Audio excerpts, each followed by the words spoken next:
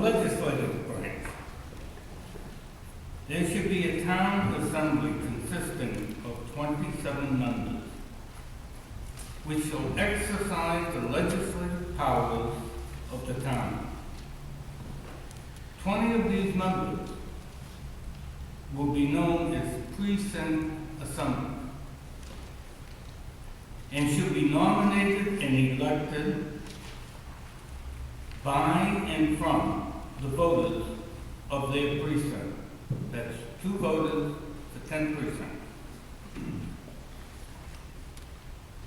2 such assemblies should be elected from each of the 10, and there should be 6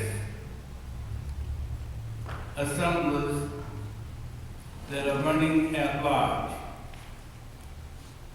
And then there'll be the president of the assembly will run independently. So there's your 27 members. The term of the office of the assemblies, the precinct assemblies, is a 2-year term. And we'll have yearly elections, so there'll be one rotating every year. The assembly at large is a 3-year term. And the president of the assembly is also a 3-year term. Which is preceded by the preamble, "We the people," defines the powers, duties, and responsibilities of an executive branch and a legislative branch of our local government to ensure accountability and transparency of elected and appointed officials, to guarantee that every citizen has the opportunity to speak at any public forum, to secure the benefits of home rule and self-government in accordance with Article 89 of the amendments to the Constitution of the Commonwealth of Massachusetts. It has taken 16 months to accomplish, but it has been done. Consists of the Select Board and the School Committee. And contrary to what some people may have heard, there is no mayor in the proposed charter as what we find in the city form of government. Rather, the new Select Board will consist of 5 members, just like the current Board of Selectmen, but will be very different from the current board in many ways. First and foremost, the Select Board will not simply be a licensing board, as the current board was described by many to us when we held our hearings, but it will serve as the town's chief policy-making body responsible for formulating and implementing policy. The chair of the Select Board will be directly elected by the voters, which is really what happens now, because the highest vote getter is traditionally selected chair, but we're just making it more obvious to the voters. The Select Board will be involved from the very beginning of the budget process, even before the town manager puts the budget together, which the current board is not. The Select Board will serve as the Water and Sewer Commission, a function that is now divided between the representative town meeting and the current board, with some pretty problematic results that we've seen, as we've seen this past year. The Select Board will be responsible for developing and proposing a comprehensive master plan for land use and development in Saugus, something that is long overdue. The Select Board will no longer serve as the licensing board in town, but will appoint members to a separate licensing board so that it may concentrate its focus more on its important new role. The town manager is described in Article 4 of our proposed charter. There shall be a town manager appointed to an indefinite term by the Select Board by a vote of 3 or more members of the Select Board. They will be appointed from a list of 3 or more nominees submitted by a screening committee, which would consist of 2 appointees of the Select Board, 1 appointee of the Assembly President, 1 appointee of the Finance and Audit Committee, and 1 appointee of the School Committee. The town manager must establish residency in Saugus within 1 year of his or her appointment, but the charter does allow for, the proposed charter allows for the Select Board to grant a waiver of the residency requirement. The proposed charter provides that the town manager's contract may not allow for severance pay exceeding 1 year's salary. The Select Board will be responsible for an annual performance evaluation of the town manager, which would be initiated and coordinated by the chair of the select board. Manager will need to consult with the select board when proposing plans of organization or reorganizations. The select board will hold public hearings on the town manager's plans.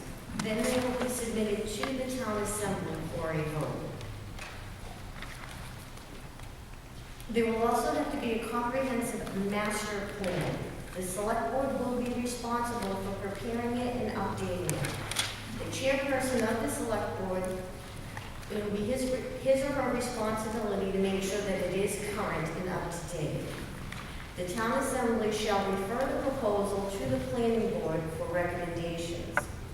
The assembly will then hold a public hearing. The planning and construction of building and other facilities. There will be a committee of planning and construction, which will be 7 members. The town manager will serve as the chair. 5 members will be appointed by the select board for 3 years staggered. 1 member is appointed by the school committee. They will monitor the physical condition of all municipal building and other facilities. Finance and fiscal procedures begins on the bottom of page 21 of the charter that you all have in front of you. The fiscal year starts off July 1st through June 30th. There is no change in that. And the chief fiscal officer is still the town manager. One of the things that we've heard throughout our interview process is that people wanted to see more accountability, accessibility, and transparency in the town of Saugus. So those were our guiding principles, and these especially come into play when dealing with the budget, dealing with the money of Saugus. The annual budget development adoption process, instead of it today, when the town manager has until February 15th to prepare a budget and deliver it to the selectmen, we are moving that up to by November 1st, the town manager must provide the select board, school department, and town assembly initial revenue and expenditure projections, and this must be updated through the budget making cycle. There shall be a finance and audit committee of the town assembly appointed by the assembly president, which shall consist of 9 members. At least 5 of the members shall always be members of the town assembly, who shall be appointed to serve on the committee for the term for which they were elected. This aspect of the charter, one of our goals was to increase accessibility of government. And we believe that the provisions of Article 7 are comprehensive, consistent with a citizen-based government, and consistent with the first 3 words of the charter, which would be the people. This is where the people have access to their government. We are moving our elections to April. Currently, Saugus is the only town in the state to have a city election cycle, in November biennial election cycle. We are moving it to April. In the proposal that you have, it says April, next year would be April 13th, the first Tuesday after the second Monday in April. But we're probably going to have in the final report that it be the first Tuesday after the third Monday in April, because that is consistently the school vacation week. And that would allow for tremendous opportunity and enhanced safety in our schools, not only for traffic, but also for regulating who's going into the school buildings. Section 1, charter revisions or amendments.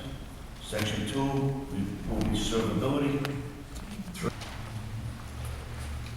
public forums, annual report of the town, electronic publication.